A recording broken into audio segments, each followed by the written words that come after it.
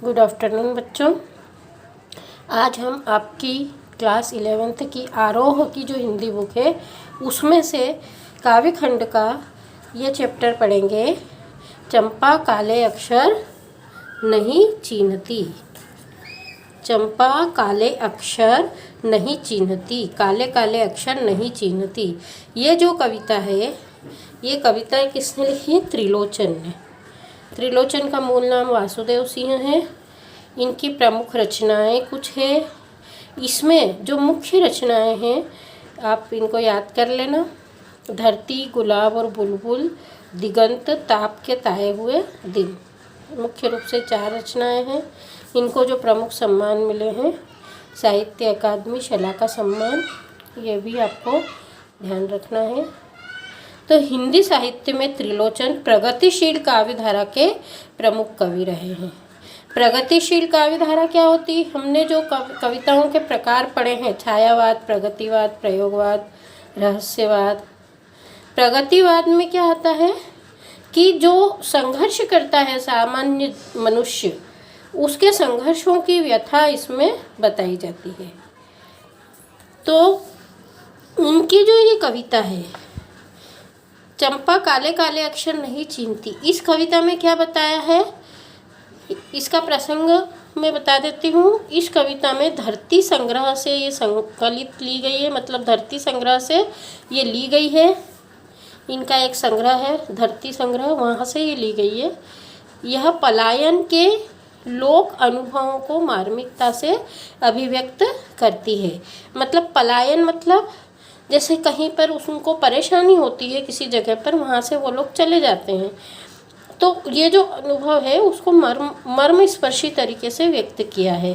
कविता में अक्षरों के लिए काले काले विशेषण का प्रयोग किया, मतलब अक्षर की जगह काले काले विशेषण लगाए हैं, जो एक और शिक्षा व्यवस्था के अंतर विरोधों को उजागर करता है। मतलब शिक्षा व्यवस्था में कितने विरोध हैं वो बताता है। दूसरी ओर उस यथार्थ, दारुण यथार्थ से भी हमारा परिचय कराता है। दारुण मतलब भयंकर, जो यथार्थ है, वास्तविकता है कि जहाँ आर्थिक मजबूरियों के चलते घर टूटते हैं, है ना, बच्चे नहीं पढ़ पाते आर्थिक मजबूरियों के चलते।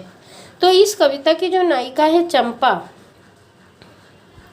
वो अनजाने ही इस व्यवस्था के विरोध में खड़ी है और उसके मन में भविष्य को लेकर एक अनजान खतरा है। और वह कहती है कि कलकत्ते पर बजर गिरे, मतलब बजर मतलब वज्र, कलकत्ते पर वज्र गिरे। इस कविता में उसकी कहानी हम पढ़ेंगे तो आपको समझ में आ जाएगी। तो इसमें जीवन के खुरदुरे यथार्थ के प्रति चंपा के संघर्ष और जीवटता को प्रकट किया गया है।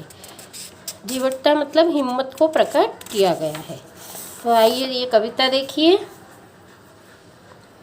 ये देखिए, इसमें एक चित्र, बड़ा अच्छा सा चित्र है कि किस तरह से वो चंपा जो है अपने गुरुजी के पास जाती है, किस तरह से उसकी वार्तालाप होती है ना।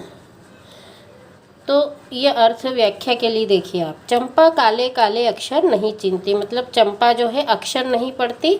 अक्षर जो होते हैं वो कैसे होते हैं? काले काले, ये अक्षरों का विशेषण है। चीन्हती मतलब पहचानती। मैं जब पढ़ने लगता हूँ वो आ जाती है, खड़ी खड़ी चुपचाप सुना करती है। उसे बड़ा अचरज होता है इन काले चिन्हों से कैसे ये सब स्वर निकला करते हैं। मतलब चंपा पढ़ी लिखी नहीं है, तो कवि कहता है कि मैं जब पढ़ता हूँ तो वो चुपचाप सुनती है और उसको आश्चर्य लगता है कि ये अक्षरों से स्वर कैसे निकला करते हैं। चंपा सुंदर की लड़की है, सुंदर ग्वाला है, गायें भैंसे रखता है। चंपा चौपायों को लेकर चरवाही करने जाती है। चंपा किसकी लड़की है? ग्वाले की, सुंदर नाम के ग्वाले की लड़की जो गाय भैंस रखता है। और चंपा जो है चौपाएं मतलब पशुओं को लेकर, चरवाही मतलब उनको चराने के लिए जाती है। चंपा अच्छी है, चंचल है, मतलब चंपा एक बालिका है तो उस बालक के समान उसका स्वभाव है। नटखट भी है, नटखट मतलब चंचल का ही पर्यायवाची है। कभी कभी उधम करती है, कभी कभी वह कलम चुरा देती है। उधम मतलब मस्ती, जैसे बच्चे मस्ती करते हैं है ना, उधम करते हैं, वैसे ही वह कभी कभी क्या करती है, मस्ती करती है और कलम चुरा देती है, मतलब मेरी कलम वो चुरा लेती है। जैसे तैसे उसे ढूंढ कर जब लाता हूँ, पाता हूँ अब कागज़ गायब, परेशान फिर हो जाता हूँ। फिर चंपा क्या करती है, कलम ढूंढ लेता हूँ तो कागज़ गायब कर देती है। इस तरह से वो परेशान करके मस्ती करा करती है। चंपा कहती है, तुम कागज ही गोदा करते हो दिन भर, क्या यह काम बहुत अच्छा है? यह सुनकर मैं हंस देता हूँ, फिर चंपा चुप हो जाती है। चंपा कहती है, कागज गोदा करते हो मतलब कागज पे ऐसे ऐसे लिखते हो, तो वो क्या हो गया, कागज का गोदना। क्या यह काम अच्छा है? उसको लगता है ये क्या दिन भर कागज से लिखा करते हैं। तो मुझे यह सुन के हंसी आ जाती है और चंपा चुप हो जाती है। उस दिन चंपा आई, मैंने कहा कि चंपा तुम भी पढ़ लो, हारे गाढ़े काम सरेगा। गांधी बाबा की इच्छा है सब जन पढ़ना लिखना सीखें। चंपा एक दिन आई तो मैंने चंपा से कहा कि तुम भी पढ़ाई करो, हारे गाढ़े काम सरेगा। हारे गाढ़े काम सरेगा मतलब कठिनाई में काम आएगा तुम्हारा पढ़ना, क्योंकि हमारे गांधी जी की भी इच्छा है कि सभी लोगों को पढ़ना लिखना चाहिए ही। तो मैंने चंपा से कहा कि तुम भी पढ़ाई कर लो, इससे तुम्हारा भला हो जाएगा।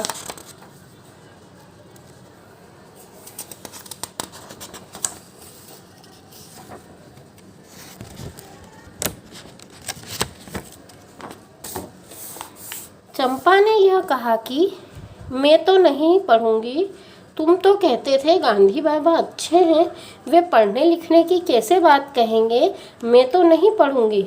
अब चंपा को क्या लगता है कि जो पढ़ने की बात कहता है वो अच्छा नहीं है, तो वो कहती है कि तुम तो कहते थे गांधी बाबा अच्छे हैं, तो फिर वो पढ़ने की बात क्यों करते हैं?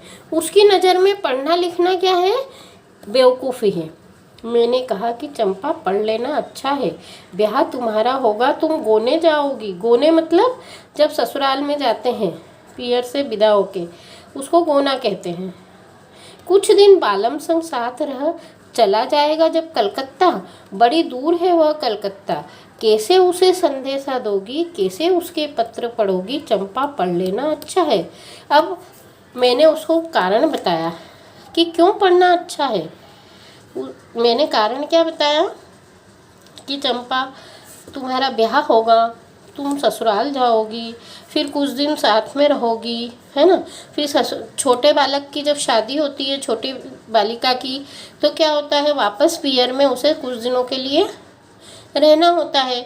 तो फिर जब तुम पियर आओगी तो तुम्हारा बालम पति जो है कहाँ चला जाएगा, काम करने कलकत्ता चला जाएगा। फिर वो कलकत्ता से तुमको क्या भेजेगा, संदेश भेजेगा पत्र के माध्यम से। तो तुम उसके पत्र को कैसे पढ़ोगी? इसलिए चंपा तुमको पढ़ लेना ही अच्छा है।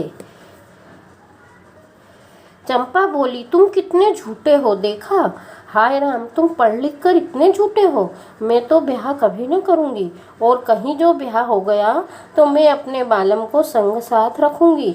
कलकत्ता में कभी न जाने दूँगी, कलकत्ते पर बजर गिरे। तो चंपा ने अपनी अभिव्यक्ति में क्या कहा, देखो चंपा के मन में जो है वो चंपा ने बताया। इससे हमको समझ में आता है कि समाज की यथार्थता और गरीबी से वो कितनी त्रस्त है। वो कहती है तुम झूठे हो, हाय राम, तुम पढ़ लिख कर इतने झूठे हो कि मैं तो कभी भी ब्याह ना करूँगी, और ब्याह हो गया तो मैं हमेशा अपने पति के साथ रहूँगी। मतलब उसकी ये इच्छा है कि मैं अपने पति के साथ रहूँ, उसको कहीं अकेले बाहर न जाने दूँ, और मैं हमेशा बिना पढ़े ही शांति से रहूं। कलकत्ते पर बजर मतलब वज्र गिरे, वज्र का अर्थ होता है पत्थर गिरे, कलकत्ते का नुकसान हो। तो कलकत्ते के नाम से वो चिढ़ गई और वो पढ़ने के लिए मना करने लगी। तो इससे हमको समझ में आता है कि पढ़ लिख कर कोई काम नहीं होता, ऐसी जो धारणा है वो उसकी गरीबी के कारण है। तो हमें इस कविता से ये शिक्षा मिलती है कि हमें समाज की जो ये पढ़ाई के प्रति जो भयावहता है उसको मिटाना है। और चंपा जैसी जो कई लड़कियां हैं जो पढ़ाई के महत्व को नहीं जानती, उनके मन में पढ़ाई के प्रति क्या पैदा करना है, रुचि पैदा करना है। यही इस कविता का सार है। तो आप लोग अच्छे से ये कविता पढ़िए, इसका अर्थ लिखना कॉपी में, मैं प्रश्नोत्तर आपको भेजूंगी।